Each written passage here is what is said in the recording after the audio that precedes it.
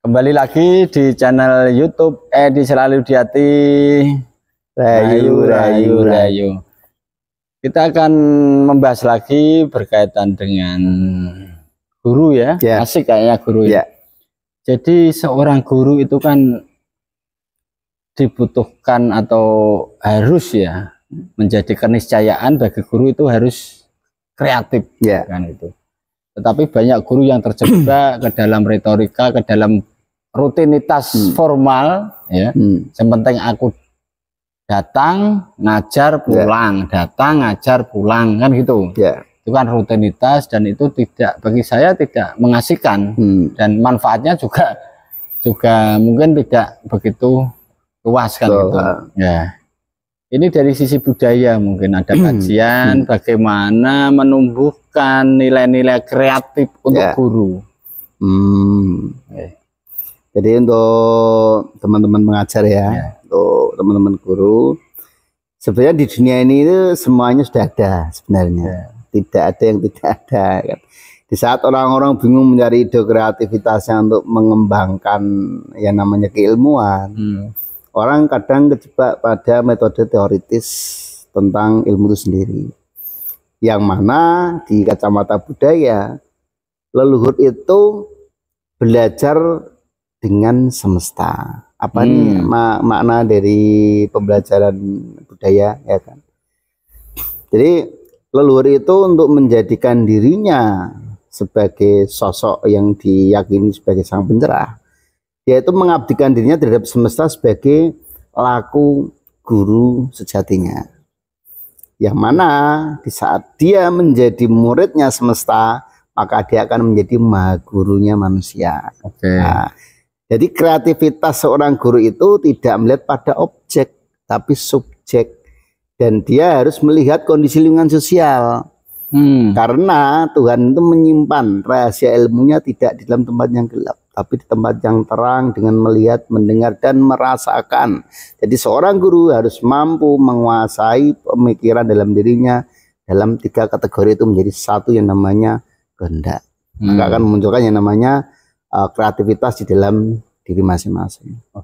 Nah kita batasi juga konteks kreativitas.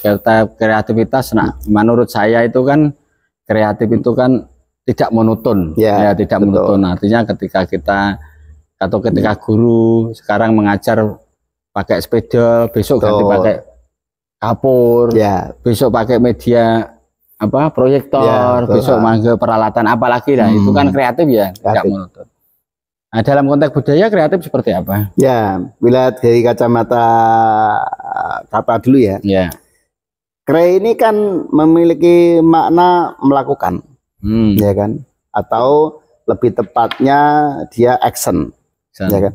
Aktif ini tidak hanya sebagai laku saja, tetapi harus menghasilkan. Kalau dia aksi tapi tidak menghasilkan, maka tidak akan disebut sebagai kreativitas. Tidak hanya berhenti di gagasan gitu. Betul, karena banyak orang yang di dalam konteks hidupnya itu dia aktif tapi tidak menghasilkan value di masyarakat. Aktif dalam gagasan, kemudian kadang aktif dalam maidu. Kan sebenarnya sudah kere. Sudah kere ya. Maidu itu kan sudah kere. Betul. Tapi jarkoni judulnya.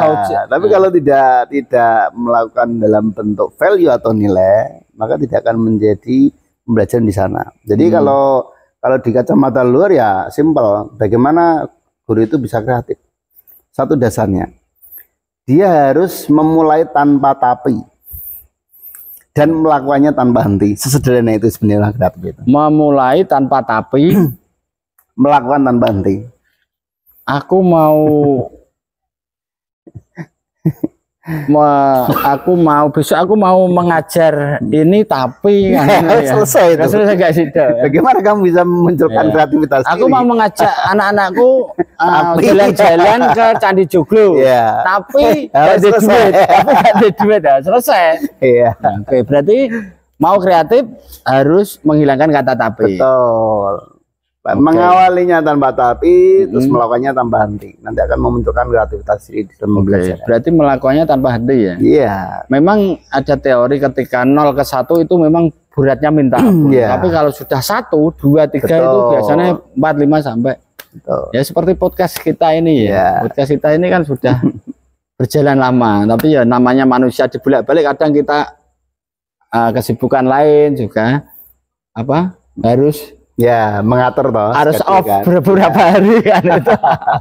Harus off beberapa hari. Memang untuk konsisten itu tidak mudah, tetapi yang penting kan niat juga, artinya kita juga sebenarnya juga niat untuk konsisten. Betul. Jadi seperti itu teman-teman mengajar bahwa kreativitas diri itu dimulai tanpa tapi, dilakukan tanpa henti. Tularkan ini pada dirimu sendiri dan kepada murid-murid kita.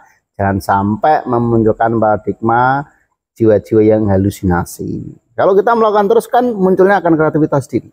Soalnya ada juga ide kreatif yang muncul dari diri tapi tidak bisa tervisual dengan tepat, hanya jadi ilusi di situ. Oke. Nah ini berkaitan dengan kreatif.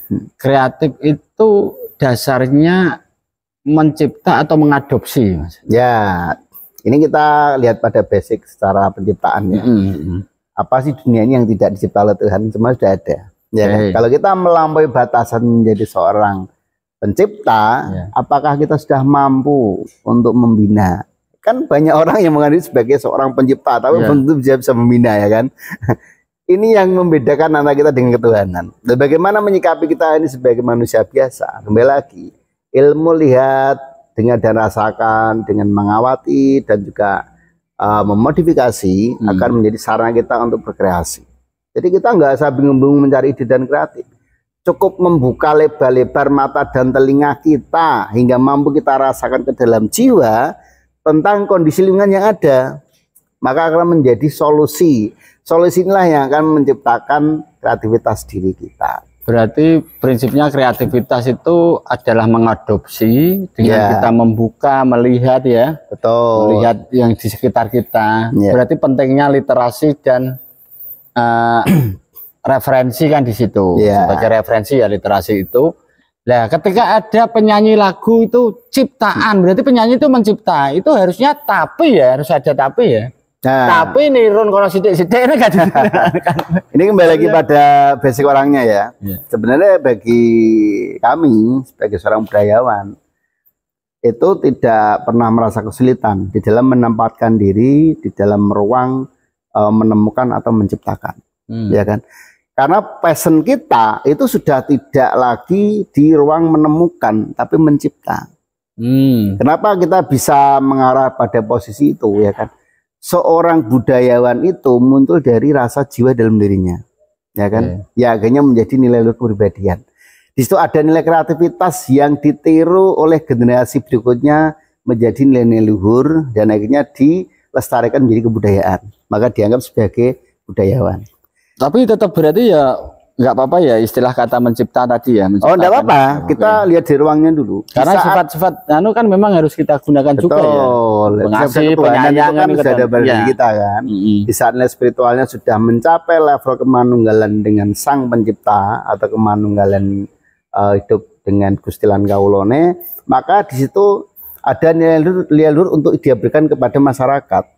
Sebenarnya dia tidak pernah mencipta, tetapi hasil kreativitasnya ini menjadikan kiblat dunia. Menjadikan kiblat dunia loh. Yang akhirnya diakui sebagai itu loh sang penciptanya. Misalkan lagu, ya kan? Misalkan mobil, lampu. Gitu. Yang pada dasarnya awalnya dia tidak pernah mengakukan diri seorang pencipta, tapi dia belajar dari melihat, mendengar, merasakan, memodifikasi kondisi lingkungan sosial dan menyederhanakan apa yang ada di sekitarnya menjadi sebuah keilmuan. Berarti apakah saya simpulkan bahwa ketika manusia itu sudah bisa manunggal dengan sang pencipta, berarti manusia itu menjadi representasi dari sang pencipta itu sendiri? Iya. Itu ya? Iya. Sebagai rasakan. Jadi kepanjangan tangan lah kan gitu. Ini juga teman-teman budaya ya. Harus kita pahamkan juga bahwa spiritual itu adalah sumber keilmuan. Spiritual ini bukan supranatural, spiritual ini bukan kesaktian, tapi spiritual ini menyangkut tentang kejiwaan. Jiwa seseorang ini yang memiliki nilai kecerdasan di dalam diri masing-masing. Tanpa kamu pahami dirimu sendiri, tidak akan pernah muncul nilai kecerdasan ilahi pada diri yang ada pada manusianya. ya kan? Yang singkat cerita dari kebangkitan jiwa inilah mampu memantik kecerdasan di dalam otaknya sehingga menyederhanakan apa itu kebutuhan duniawi menjadi sebuah keilmuan yang bisa dimanfaatkan. Jadi kecerdasan itu sebenarnya berhubungan dengan sense. Oh iya. Nah ini bicara tentang spiritual ya. Bagaimana spiritual itu kan berkaitan dengan ketenangan diri. Bagaimana mengelola jiwa dan akhirnya mendapat hidayah atau petunjuk atau istilahnya wahyu. Betul. Nah, bagaimana manusia atau spiritual itu bisa mendapatkan wahyu atau hidayah? Metodenya seperti apa? Apakah melalui topo? Apakah melalui poso? Nanti kita kupas setelah sesi 3. Siap. Pantau terus channel YouTube Edi Selalu di Hati. Rayu, rayu, rayu.